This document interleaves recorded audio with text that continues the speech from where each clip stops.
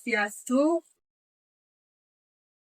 Assalamualaikum warahmatullahi wabarakatuh. Shalom.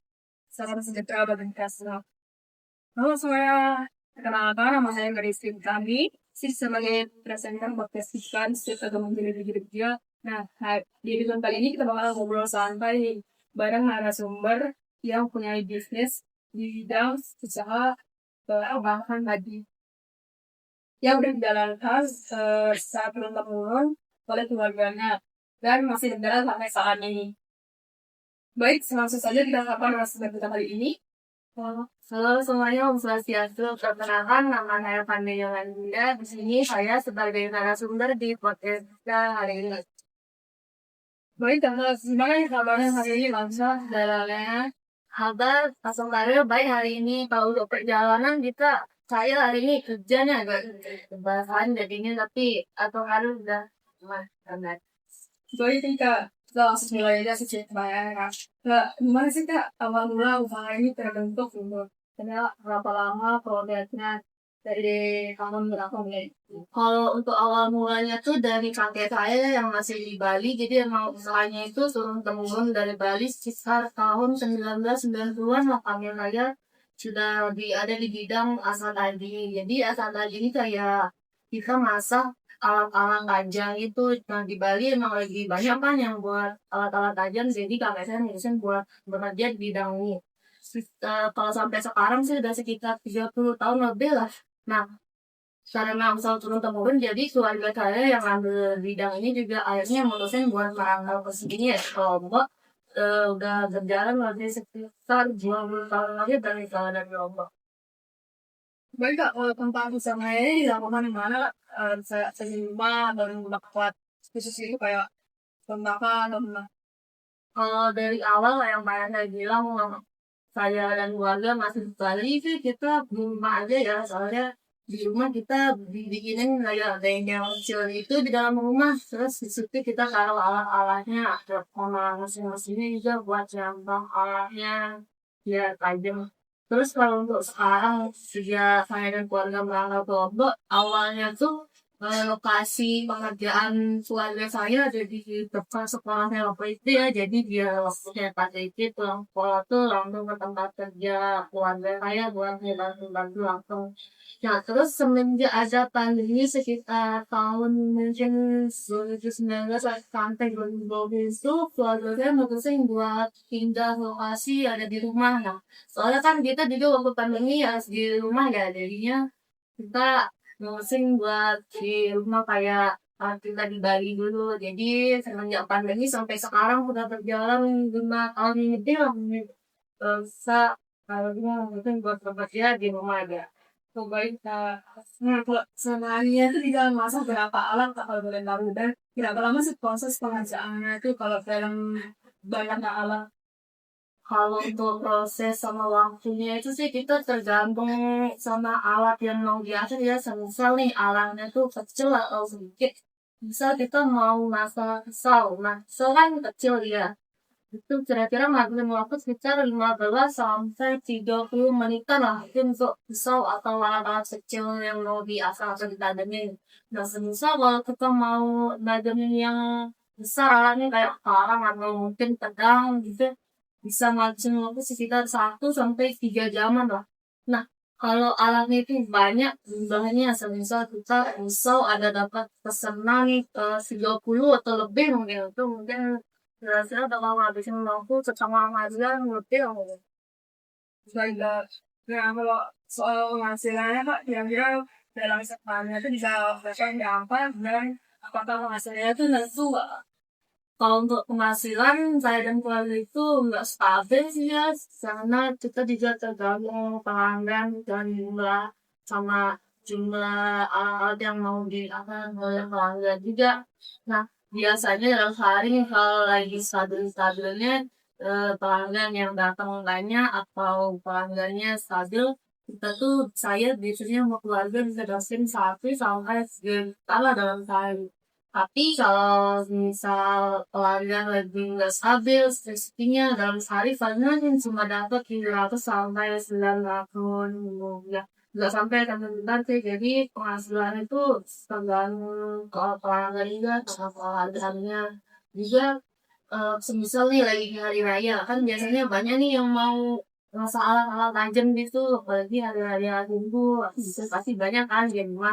Nah pelanggan pasti lagi nanya, biasanya dapat pesanan buat ngajarin pisau sama alat-alat yang membuat rumah acara itu banyak, jadi biasanya dapat sekitar 3 jutaan lebih lah. Bisa.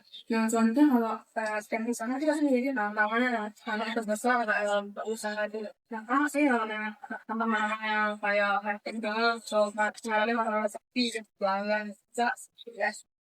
Kalau buat tantangan sendiri pasti ada ya dalam setiap pekerjaan. Nah, kalau tantangan saya itu waktu saat pandemi, saat pandemi kan kita harus kerja semua dari rumah ya. Nah, jadi pelanggan-pelanggan itu pasti mereka mungkin buat ngajakin misalnya sendiri aja. Atau mungkin mereka lebih membeli baru gitu.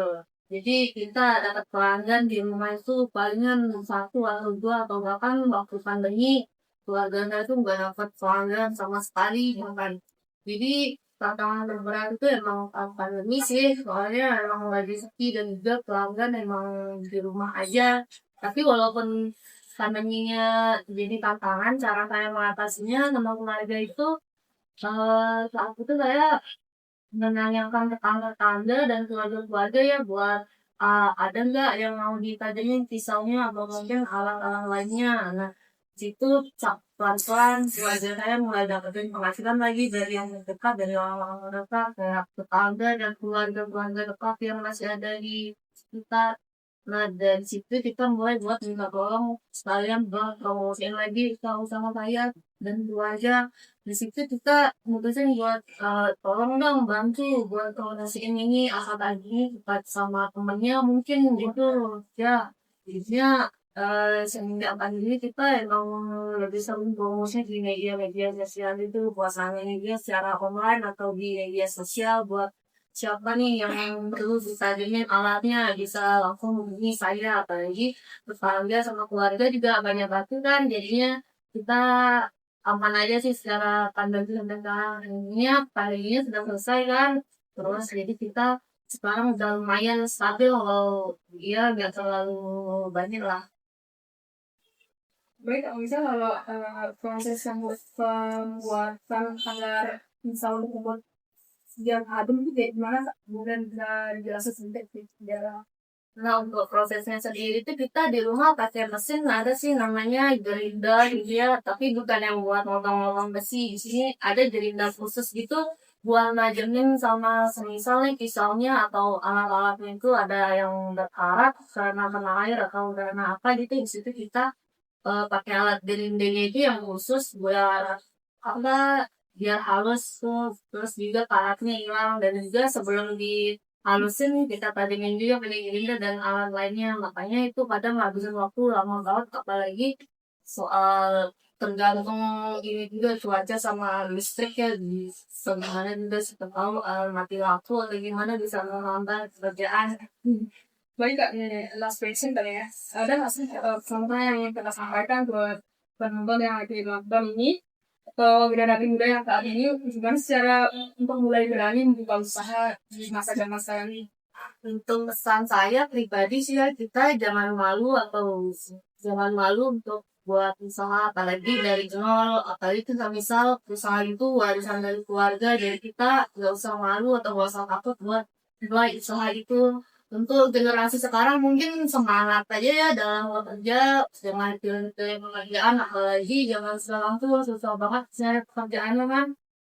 Jangan malu buat mutusin pekerjaan apa yang dari nol, walaupun mungkin awal-awalnya bakal setia pasti, tapi yang namanya juga pekerjaan pasti ada tantangannya, jadi kita harus mengatasinya itu dengan cara apapun. Kan generasi sekarang itu juga pasti pada kreatif ya. Nah, Genzi ya Genzi nih ya, terus Genzi juga pasti pemikirannya kreatif dan banyak, nggak mungkin juga mereka berlaku pada satu titik. Jadi mereka harusnya lebih mengekspresikan diri lah di dalam pekerjaannya. Jadi nggak mudah patah semangat. Apalagi semisal ada yang gengsi gitu dalam mulai pekerjaan kan dia malu misalkan diolok-olok gitu teman-temannya. Jadi jangan malu dan jangan gengsi sih, apalagi kalau sudah mulai usaha dan mulai kita harus tetap semangat dan optimis selalu.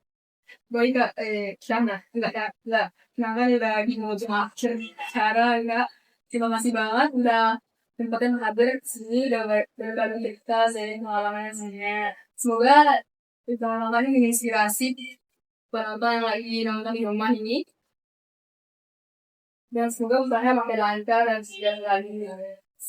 Sebelumnya terima kasih juga buat kalian yang udah nonton podcast kita kali ini. Sampai jumpa di episode selanjutnya. Saya tutup dengan para Mas Sanji. Oh, Sanji.